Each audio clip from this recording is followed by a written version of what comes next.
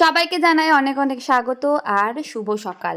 এখন বাজে হচ্ছে সকাল 6:30। আর শীতের সকালটা দেখো কি সুন্দর লাগছে দেখতে, হালকা হালকা রোদ উঠেছে।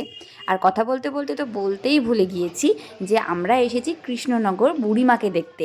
আর এখন সকাল সকাল পেয়ে গেছে হচ্ছে খিদে, তার কারণ কিছু খেয়ে বেরোয়নি অত সকালে, তাই এখন নিয়ে নিয়েছে একটা ডিম টোস্ট, আর প্রীতম নিয়ে নিয়েছিল ওর জন্য একটা বাটার টোস্ট। তো ভীষণই সুন্দর ছিল খেতে। খেয়ে দিয়ে তারপর চলে এলাম হচ্ছে বুড়িমার জায়গায়। এখন আমরা চলে এসেছি চাষাপাড়া বারোয়ারিতে, যেখানে কিন্তু বুড়িমার পুজো হয়। আর আমাদের অনেক দিন ধরে ইচ্ছে ছিল যে বুড়িমাকে দেখতে আসবো, কারণ জগদ্ধাত্রীর জন্যই কিন্তু কৃষ্ণনগর খুব ফেমাস। তাই অনেক অনেক ঠাকুর কিন্তু দেখা বাকি আছে। বুড়িমাকে দেখবো, ছোটো মাকে দেখবো, মেজো মাকে দেখবো, সব কিছু আজকে দেখবো, প্লাস তোমাদেরকেও দেখাবো।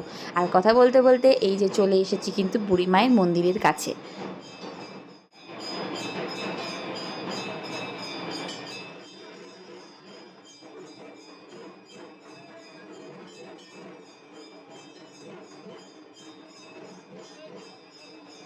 এই প্রথমবার আমার বুড়িমাকে দেখতে আসা।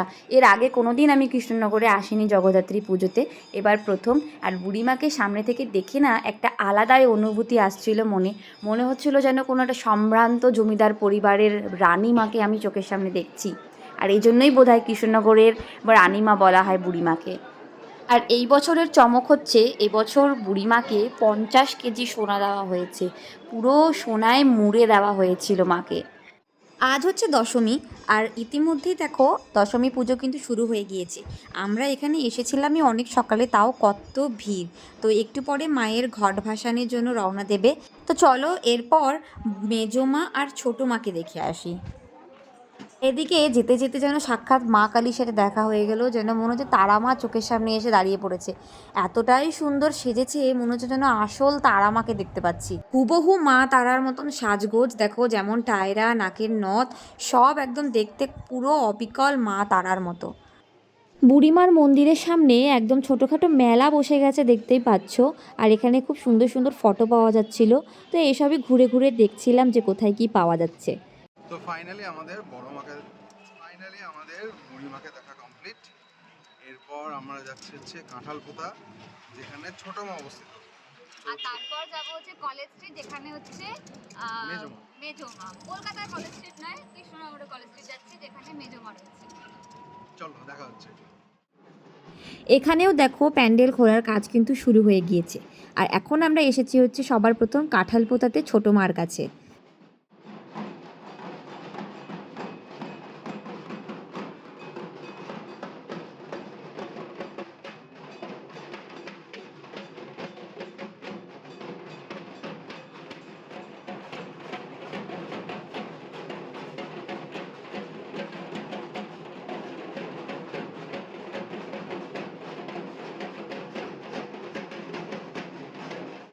তারপর ওখান থেকে সোজা চলে এলাম কলেজ স্ট্রিটের মেজোমার কাছে।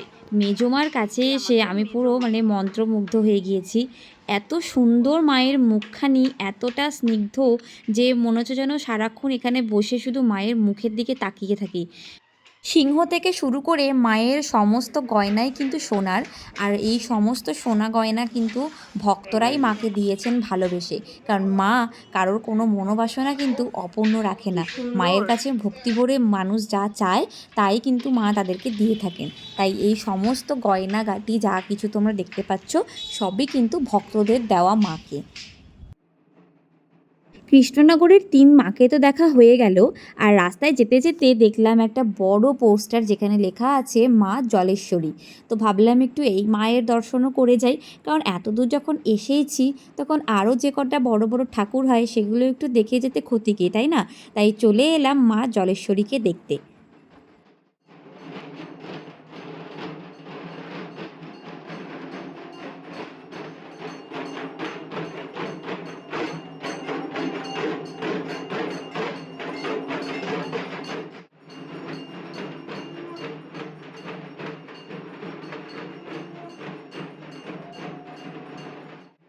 ভীষণ ভীষণ ভালো লেগেছে মা জলেশ্বরীকে দেখে।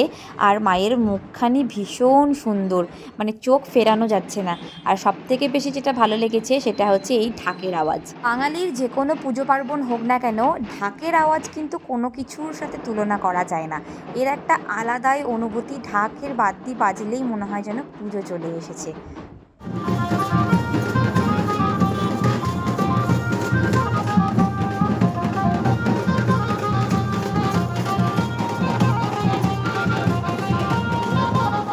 সকাল পেরিয়ে দুপুর হতেই সমস্ত ঠাকুরের কিন্তু ঘট বিসর্জন যাত্রা শুরু হয়ে গিয়েছে।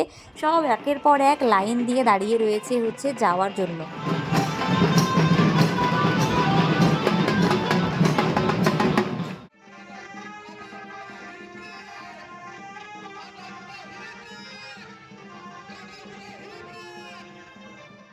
যেহেতু এটা রাস, তাই রাসের নিয়ম হচ্ছে সমস্ত ঠাকুর রাত্রেবেলা বেরোবে, ছোট ছোট ঠাকুরগুলো দিনের বেলায় বেরোয়। আর সমস্ত ঠাকুরকে, তার ঘটকে, সবকে কিন্তু ঘাড়ে করে এখানে নিয়ে যাওয়া হয়। এটাই হচ্ছে এখানকার নিয়ম, যে সমস্ত ঘট দিনের বেলায় ভাসান হয়ে যাবে আর সব ঠাকুর রাত্রেবেলা থেকে শুরু করে ভোরবেলা অবধি ভাসান হবে। তো এদের এখানে কিন্তু এই ঘট ভাসানটাই হচ্ছে আসল আনন্দের। আর রাস্তা দিয়ে এগোতে এগোতে দেখো এখানে কিন্তু আমরা ছোটো মাকেও পেয়ে গিয়েছি। ছোটো মায়ের ঘট কিন্তু ভাসানের জন্য এগিয়ে যাচ্ছে। আর পালকির গায়ে কি সুন্দর করে দেখো ছোটো মা লেখা রয়েছে। আর পালকিগুলোকে খুব সুন্দর করে কিন্তু ফুল দিয়ে সাজানো হয়েছে। এখানে সব কিছুই কিন্তু ঘাড়ে করে নিয়ে যাওয়া হয়, সেটা ঠাকুর হোক বা ঘট।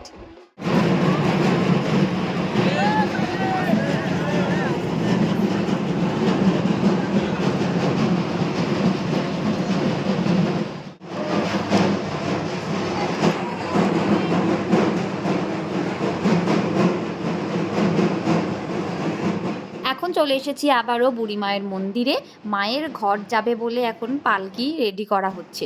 আর এদিকে আমি মায়ের কাছে এটাই প্রার্থনা করছিলাম, মা যেন আমাকে এই আশীর্বাদ করে যেন আমি প্রত্যেক বছর মাকে দেখতে আসতে পারি, আর যেন সুস্থ রাখে সবাইকে। আর এদিকে কথা বলতে বলতে দেখো মায়ের ঘটও কিন্তু নিয়ে চলে এসেছে। এবার সেটাকে পালকিতে রাখা হবে। কি সুন্দর করে দেখো মায়ের জন্য পালকিটা কিন্তু সাজানো হয়েছে।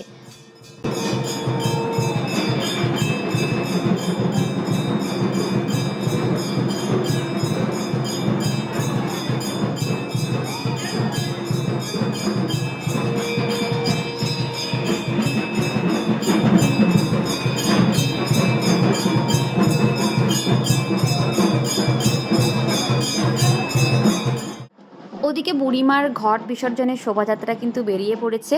আর এদিকে আমরা যখন ফিরছি তখন দেখছি আরও অনেক অনেক ঠাকুরের এরকম ঘট কিন্তু নিয়ে যাওয়া হচ্ছে বিসর্জনের জন্য। তাই এটা দেখে বুঝলাম যে এখানে দিনের বেলাতেই সমস্ত ঘট কিন্তু বিসর্জন দিয়ে দেওয়া হয়। আর এদিকে দেখো প্রসেশনগুলোর সাথে সাথে এরাও এসেছিলো। ওফ, দারুণ লাগছিল দেখতে, একদম সবুজ ভূত সব।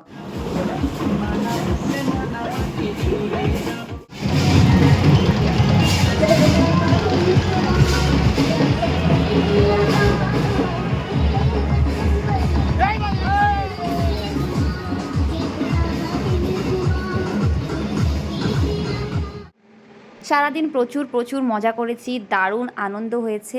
অনেক ঠাকুর দেখেছি, আর সবথেকে বড় কথা হচ্ছে বুড়িমাকে সামনে থেকে দেখতে পেয়েছি, মেজো মাকে দেখেছি, ছোটো মাকে দেখেছি। মন প্রাণ একদম ভরে গিয়েছে। আর তারপর এখন তো বাড়ি ফেরার পালা, ট্রেনে বসে পড়েছি। তো ভিডিওটা যদি তোমাদের ভালো লেগে থাকে তাহলে লাইক, শেয়ার, সাবস্ক্রাইব করতে ভুলো না। দেখা হবে পরের ভিডিওতে। Bye bye.